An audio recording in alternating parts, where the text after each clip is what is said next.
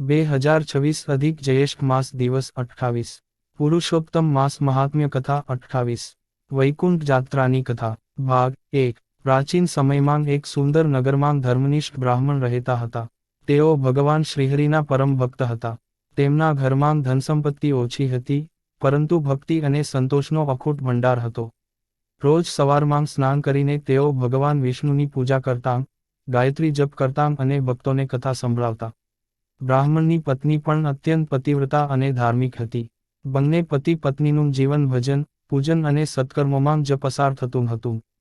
તેમ છતાં તેમના મનમાં એક જ ઈચ્છા હતી કે જીવનમાં એકવાર વૈકુંઠ ધામના દર્શન થાય. એક દિવસ અધિક પુરુષોત્તમ માસનો પ્રારંભ થયો. સમગ્ર નગરમાં ભક્તિનું વાતાવરણ છવાઈ ગયું. મંદિરોમાં હરિનામ સંકીર્તન થવા લાગ્યું. કથા વાર્તાઓ અને ભજન મંડળીઓ શરૂ થઈ.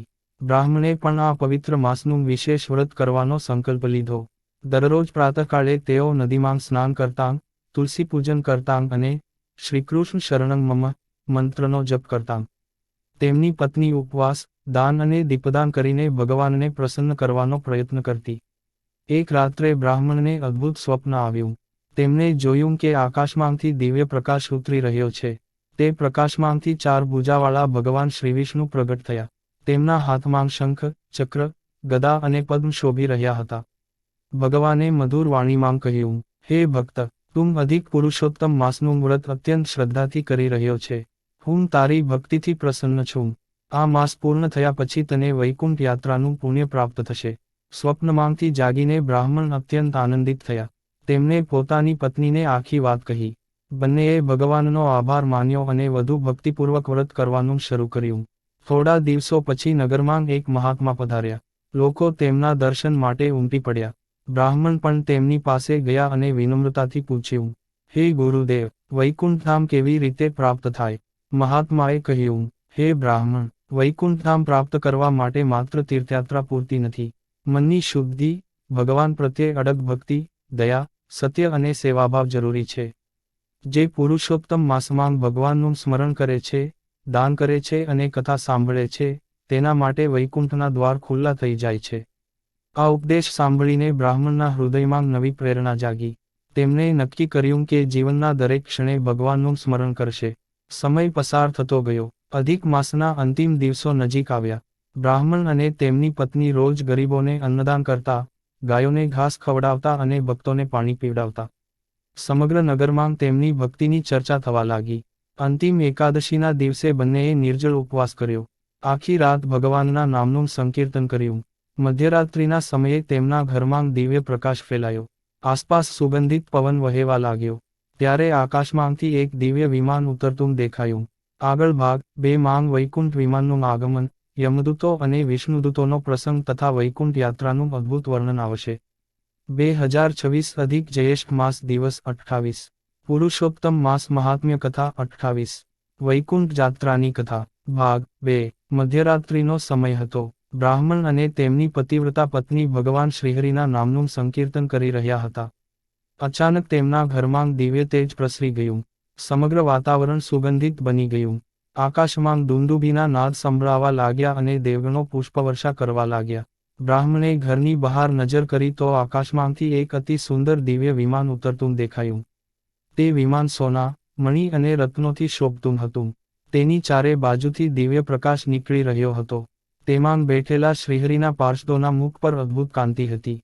વિષ્ણુદૂતોએ નીચે ઉતરીને બ્રાહ્મણને પ્રણામ કર્યો અને કહ્યું, હે મહાભાગ, તમે અધિક પુરુષોત્તમ માસનું વ્રત, જપ, તપ, દાન અને ભક્તિપૂર્વક પાલન કર્યું છે. ભગવાન પુરુષોત્તમે અમને તમને વૈકુંઠધામ લઈ જવા મોકલ્યા છે. આ સાંભળીને બ્રાહ્મણ અને તેમની પત્નીની આંખોમાં આનંદના આંસુ આવી ગયા.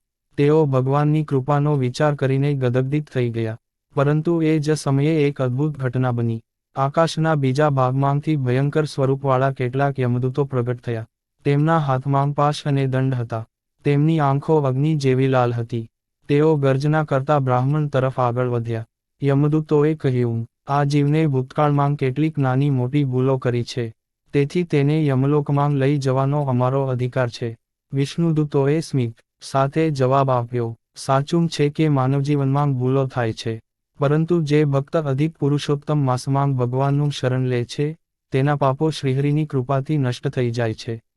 આ બ્રાહ્મણે ભક્તિ, દાન, ઉપવાસ અને કથાશ્રવણથી પોતાના જીવનને પવિત્ર બનાવ્યું છે.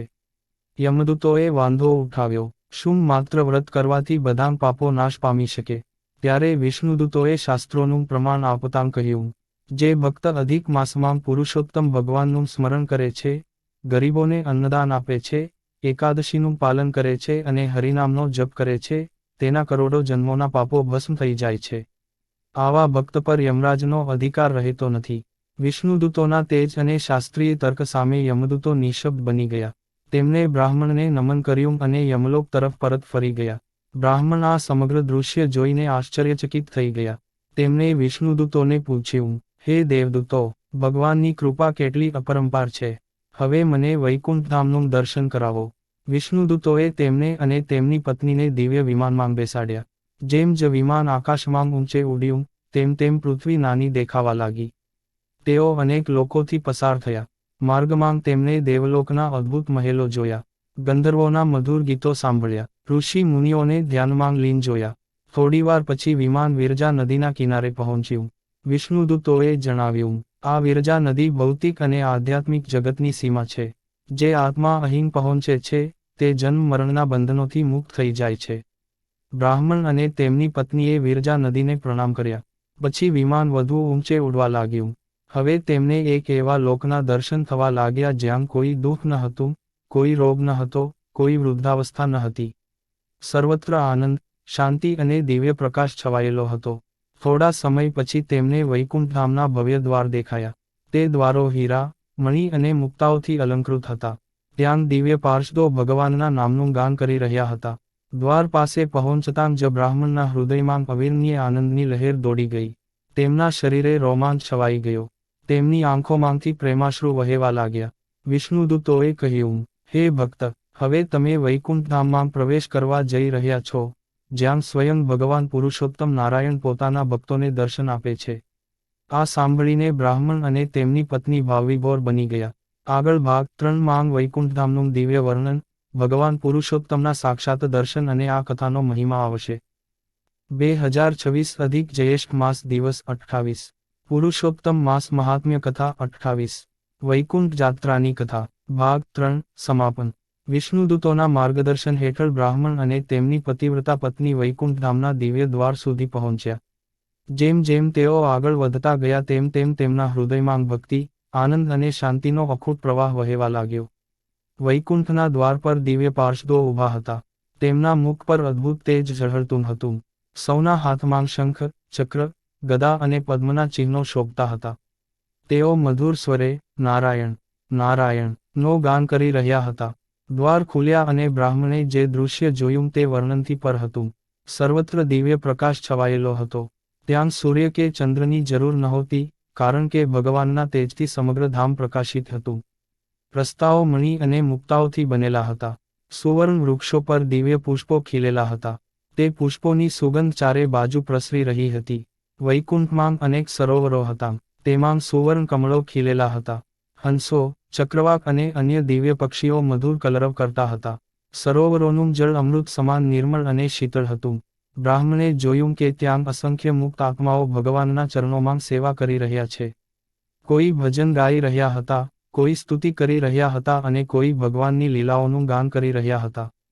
ત્યારે વિષ્ણુદૂતોએ કહ્યું, હે ભક્ત, હવે તમે સ્વયં ભગવાન પુરુષોત્તમ નારાયણના દર્શન કરશો. આ સાંભળતાં જ બ્રાહ્મણ અને તેમની પત્નીનો આનંદ અનેક ગણો વધી ગયો. થોડે આગળ એક ભવ્ય દિવ્ય સિંહાસન દેખાયું. તે સિંહાસન અનંત રત્નોથી અલંકૃત હતું. તેના પર સ્વયં ભગવાન પુરુષોત્તમ નારાયણ વિરાજમાન હતા. તેમના શ્રીમુખ પર કરોડો ચંદ્ર કરતાં પણ વધુ શીતળ કાંતિ હતી. 4 ભુજાઓમાં શંખ, ચક્ર, ગદા અને પદ્મ શોભી રહ્યા હતા. ભગવાનની બાજુમાં મહાલક્ષ્મીજી બિરાજમાન હતા. તેઓ પોતાના કરકમળોથી ભગવાનની સેવા કરી રહ્યા હતા. ભગવાનના દર્શન થતાં જ બ્રાહ્મણ અને તેમની પત્ની ભાવવિભોર થઈ ગયા. તેઓ દંડવત પ્રણામ કરીને ભગવાનના ચરણોમાં પડી ગયા. ભગવાને પ્રેમભરી વાણીમાં કહ્યું, હે મારા પ્રિય ભક્તો, તમે અધિક પુરુષોત્તમ માસનું વ્રત શ્રદ્ધા અને ભક્તિથી કર્યું. ઉપવાસ, જપ, દાન, કથાશ્રવણ અને સેવાથી તમે મને પ્રસન્ન કર્યા. તેથી આજે તમે મારા વૈકુંઠધામમાં પધાર્યા છો. બ્રાહ્મણે વિનમ્રતાથી કહ્યું, હે નાથ, આપની કૃપા વિના કોઈ જીવ આ ધામ સુધી પહોંચી શકતો નથી. અમે તો સામાન્ય મનુષ્ય છીએ. આ બધું આપની કરુણાનું ફળ છે.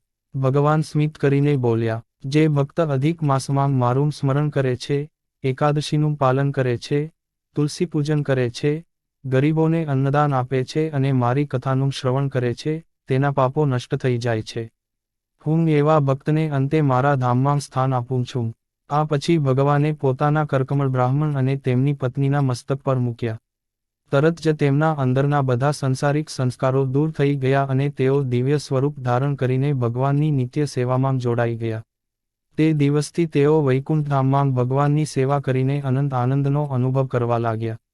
કથાનો મહિમા. આ કથા આપણને શીખવે છે કે અધિક પુરુષોત્તમ માસ ભગવાન શ્રીહરિને અત્યંત પ્રિય છે. આ માસમાં કરેલું જપ, તપ, દાન અને વ્રત અનેકનું ફળ આપે છે. એકાદશી, તુલસી પૂજન, ગૌસેવા અને અન્નદાનનું વિશેષ મહત્વ છે. ભગવાનના નામનું સ્મરણ કરનાર ભક્ત પર યમરાજનો અધિકાર રહેતો નથી. સાચી ભક્તિ અને નિષ્કામ સેવા દ્વારા વૈકુંઠ પ્રાપ્તિ શક્ય બને છે. ભગવાન પોતાના ભક્તોને ક્યારેય છોડતા નથી. જે ભક્ત શ્રદ્ધાપૂર્વક વૈકુંઠ જાત્રાની આ કથા સાંભળે, વાંચે અથવા અન્યને સંભળાવે, તેને પુરુષોત્તમ માસનું વિશેષ પુણ્ય પ્રાપ્ત થાય છે. તેના જીવનમાં સુખ, શાંતિ, સમૃદ્ધિ અને ભક્તિનો વિકાસ થાય છે અને અંતે ભગવાન શ્રી પુરુષોત્તમના ચરણોમાં સ્થાન પ્રાપ્ત થાય છે. બોલો શ્રી પુરુષોત્તમ ભગવાનની જય. બોલો શ્રી લક્ષ્મીનારાયણ ભગવાનની જય. બોલો વૈકુંઠનાથ ભગવાનની જય. ઇતિ શ્રી પુરુષોત્તમ માસ મહાત્મ્ય કથા અધ્યાય 28 વૈકુંઠ જાત્રાની કથા સંપૂર્ણ.